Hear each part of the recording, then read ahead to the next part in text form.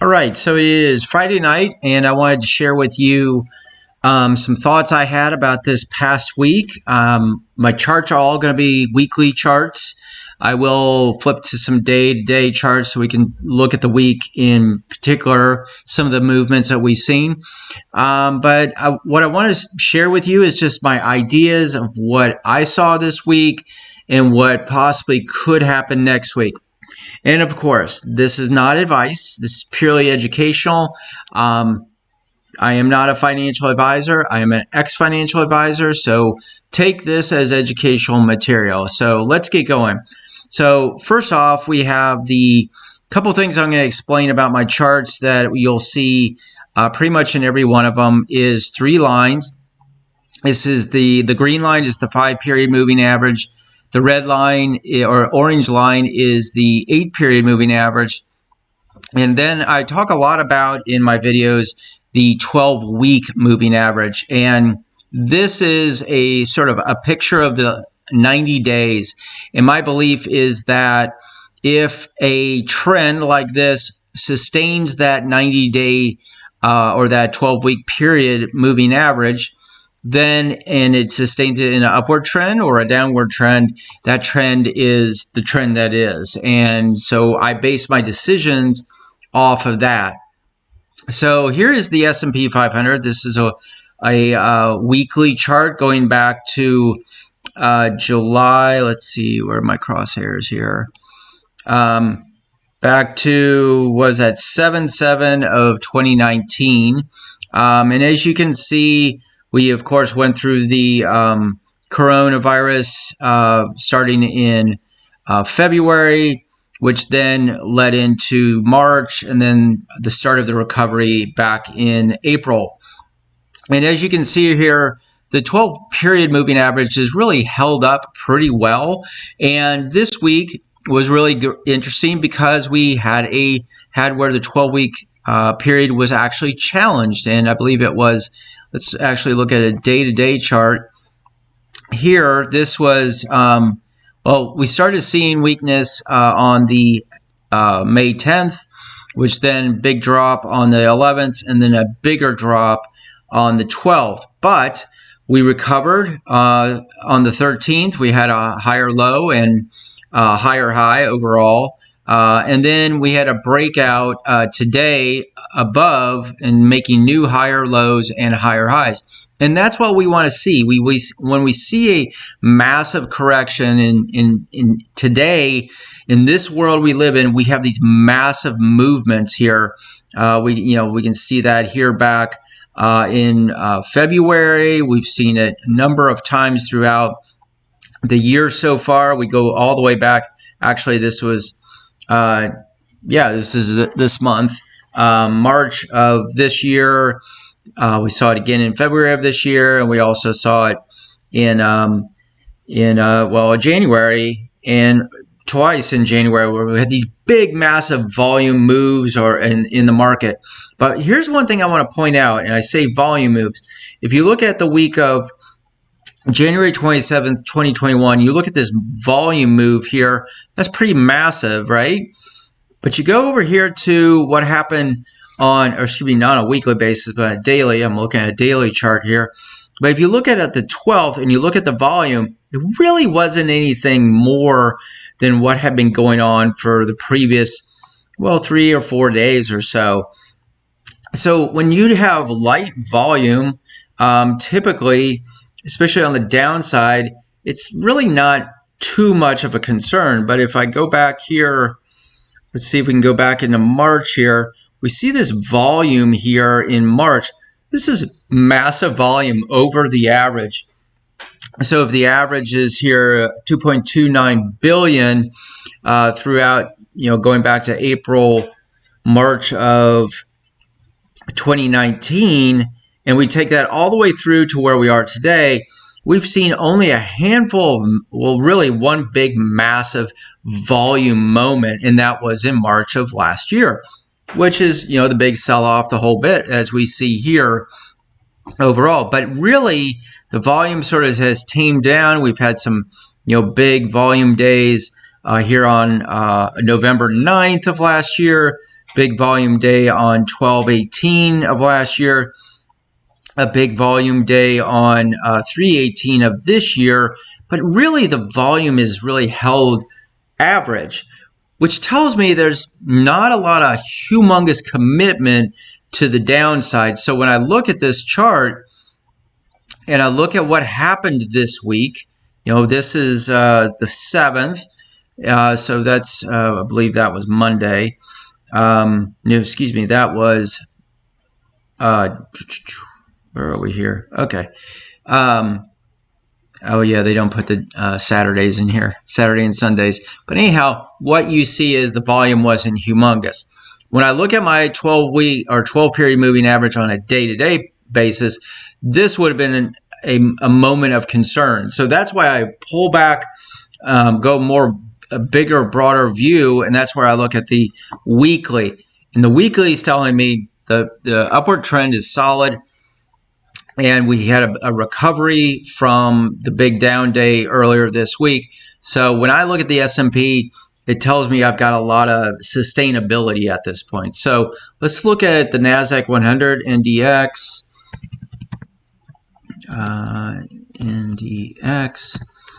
And what I see here, though, is just a bit of concern from a weekly standpoint. We've had a bit of a, basically 1, 2, 3, 4 negative weeks throughout the last, over the last 4 weeks. We have pulled back. We did sustain our 12-week closing. We closed above the 12-week. We did dip pretty below it, unlike the S&P 500. And a lot of this, I think, is because tech, especially the big tech like FANG stocks, are tiring. Amazon, Apple are all negative for the year. They're not performing well. And I think we have moved over the last year. We had the tech excitement, the introduction of a whole new generation into the financial world, the stock market world. And we saw a lot of gravitating to securities that that generation uses. So the X or the Y and Z generation. X generation, we're just glad we're a part of the ball game. And the baby boomer generation is more of the conservative, the S&P, the Dow kind of fixtures. They like dividends, they like that. But over the last 12 months, we had this big, massive movement into tech because that's what X and Y, Z generations understand, what they know, what they relate to. And I totally get it.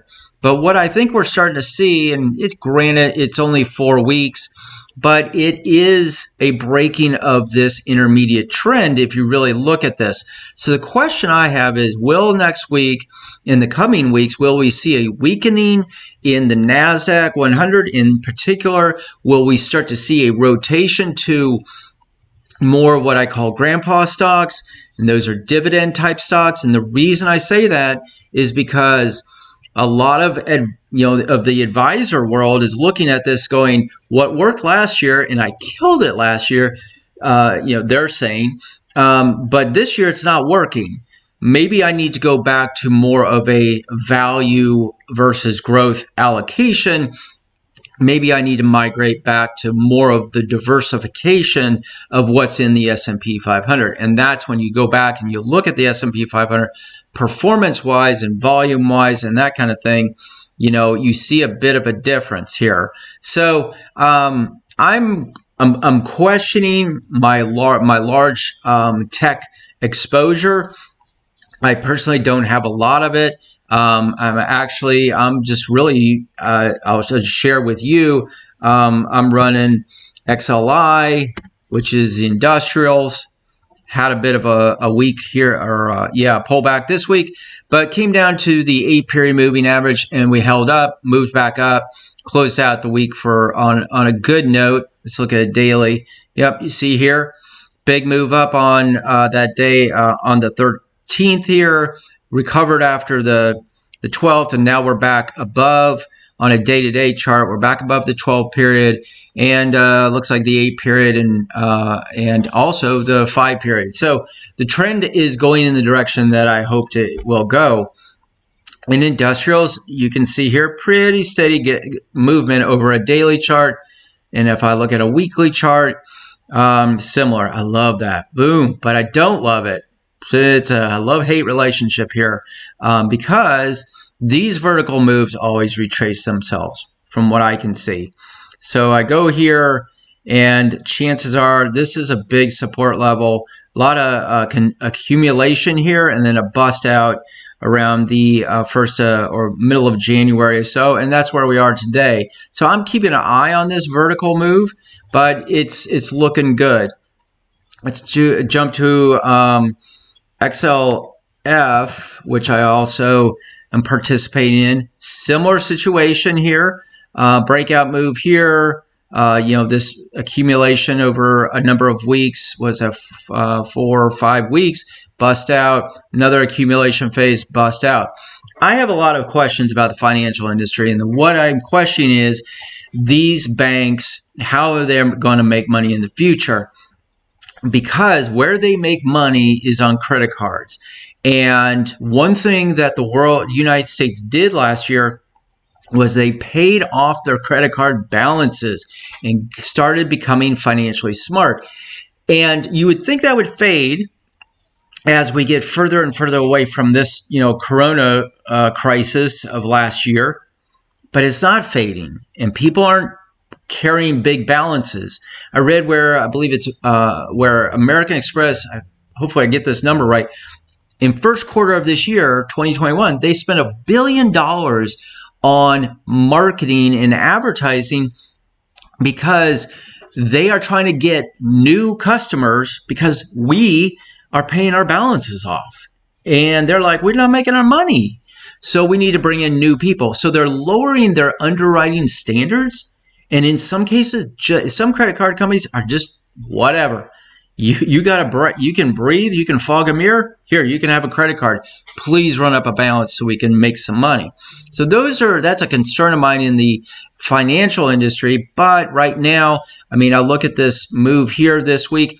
This is a little concerning. We'll see what happens next week, but this is where I run my stops, right around 6%. And if I see a breakdown next week in this area, then I'll tighten my stops up, and I'll bring those from a 6% probably to 4%.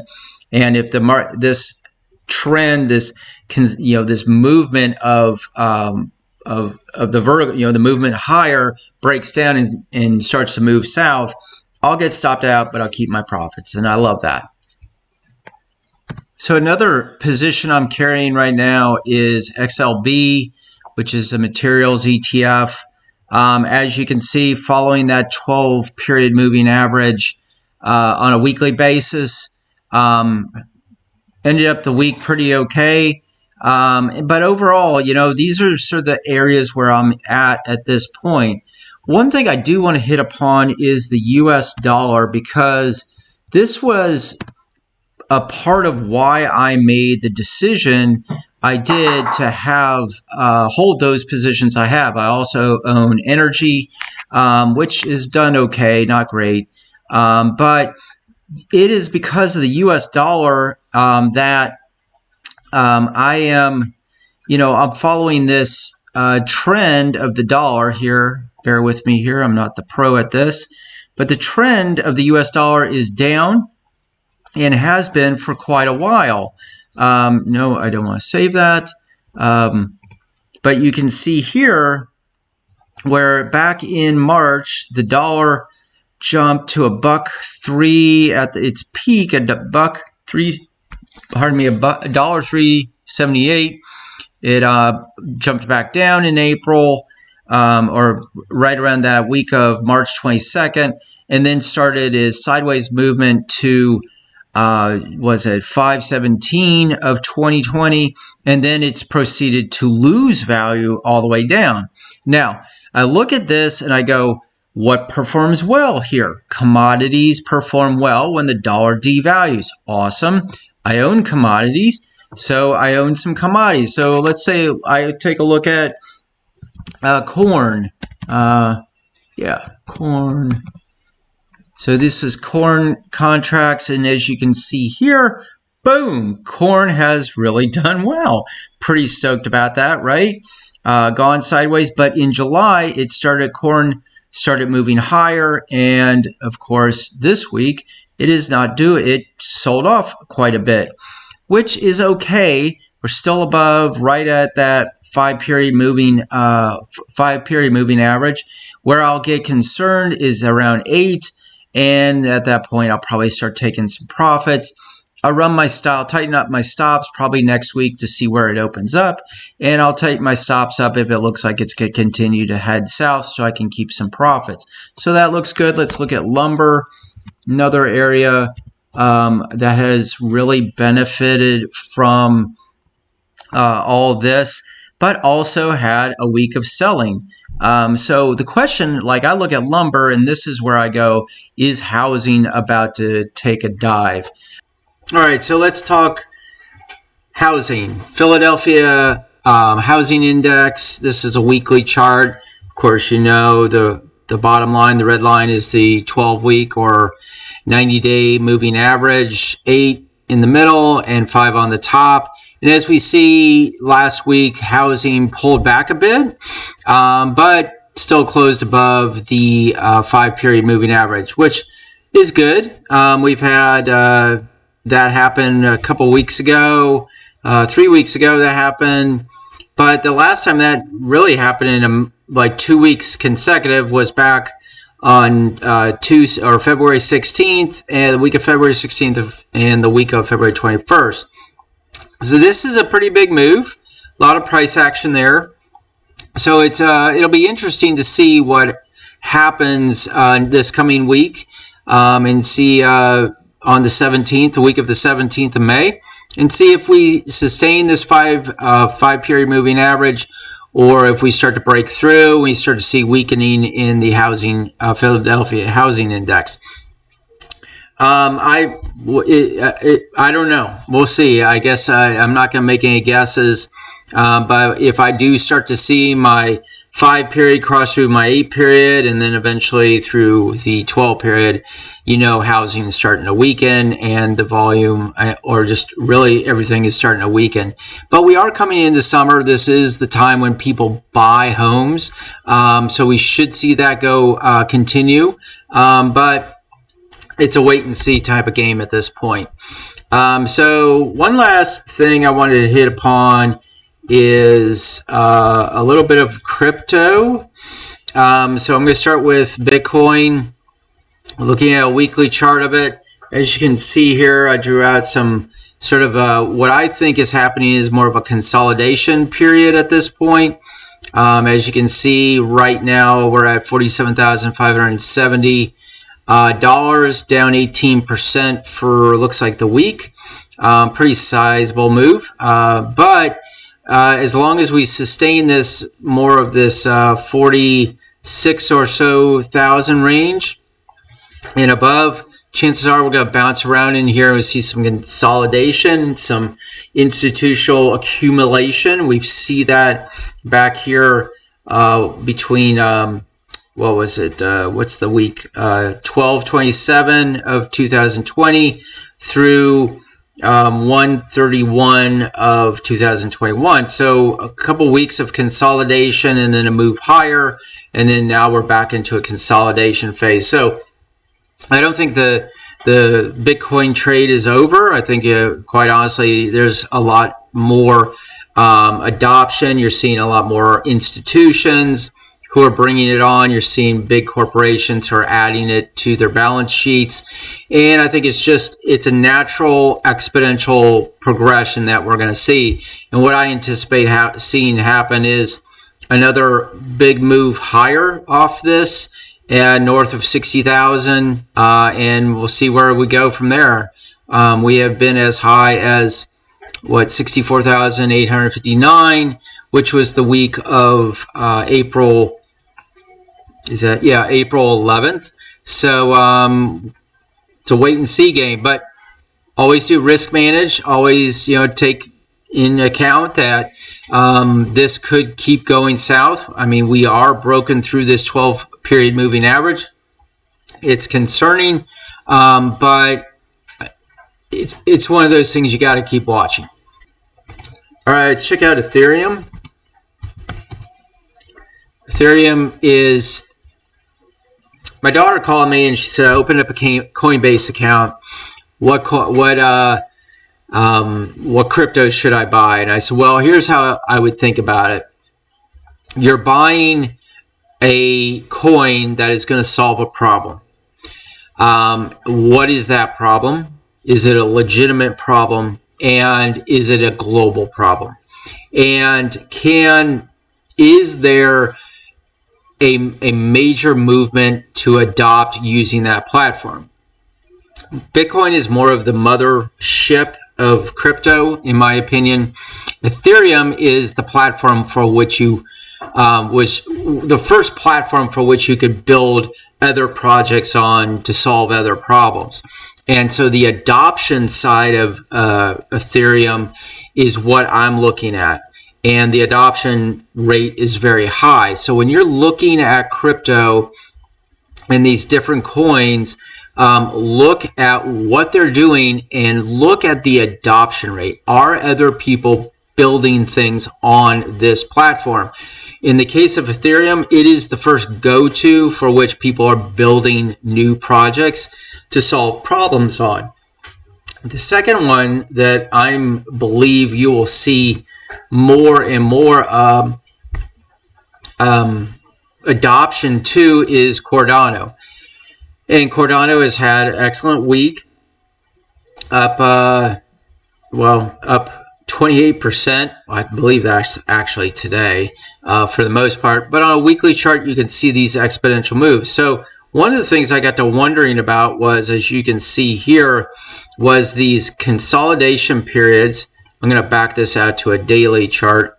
And as you can see here, you see these big moves up, 3-4 days, and then a move back down, consolidate, move back up, consolidate, move back up, consolidate, move back up, and move higher. This last one is interesting here. Here we had a short consolidation, about 22.84% movement between the bottom of the consolidation to the top, and then a breakout. And so what I did was I took all four of these, averaged it out. It comes out to like 49%. So if you add 49% to 180, 182 or so, you're upwards of 270 to 275 or so. Assume you're going to have this thing happen. Let me pull out a trendline chart here. We'll do it in red. Here we go. And what you have is, of course, no, I don't want that. This movement down, red arrow, and that's, that retracement. Movement down, retracement. Movement down here, retracement, and where are we going to go from here? So looks like we got as high as 142. We're now moving sideways here a bit. Where is that consolidation kind of look? And my thinking is it's probably right around a pullback to 201, or at worst case scenario 180 to retest. But $2 was a big support level, and I believe chances are we'll see a move down to 201 and then a move higher. Whoop, stick. There we go. No. We got a little bit of a craziness going on here. So anyhow, it's as you can tell, my mouse is getting a little squirrely, right? Okay, so anyways, point is, Cordano is looks like it's stair-stepping up, and that's encouraging, and especially if you own a bit of it. Full disclosure, I own Bitcoin, Cordano, and Ethereum. So I am a believer in the platforms and the concept behind them. So like anything, market will tell what it tells. It will do what it does, and we will go from there. So there you have it. All right, so that's my presentation of what I think is happening, what I see happening. I'm optimistic when it comes to stocks, specifically more S&P type 500 stocks, because I believe the grandpa trade is starting to happen. Dividends, bonds don't pay anything. Pension funds need income because they have a 7% withdrawal rate on average annually. And so they got to make over 7%. What asset classes beaten the Fed's 15% annual since 2008 annual balance sheet expansion? Nothing other than crypto. So there's a lot of things going on. Pension funds, I believe, are challenged at this point because of the fact that this withdrawal rate. Bonds are now entering a bear market. They've been on a 30-year bull market. That has ended, in my opinion. Yeah, you may see yields go back down and bond values go back up in the coming months, and you may see yield control by the Fed some point in time when we get to 2.25% to 2.5%. But I think the bond trade is over, and a lot of these pension funds and institutional funds who are providing retirement pensions to their participants are having to go elsewhere.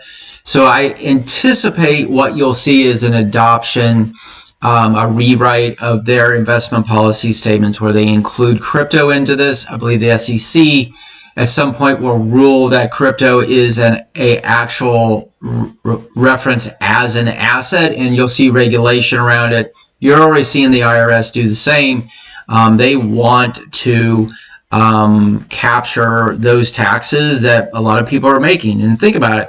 Jump on Twitter, jump on TikTok or Instagram, and people are becoming millionaires over crypto. I think the thing you have to do is create a diversified asset allocated portfolio and understand it will change.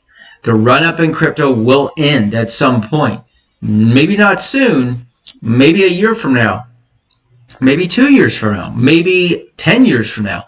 But it will end and retrace at some point. And this is where diversification and asset and risk management really comes into play. So hopefully this has been helpful, and I would love to hear your comments, your take on stocks, bonds, and crypto, and what you like, what you're interested in, and we'll go from there. So in the meantime, until next time, live loud, take it easy.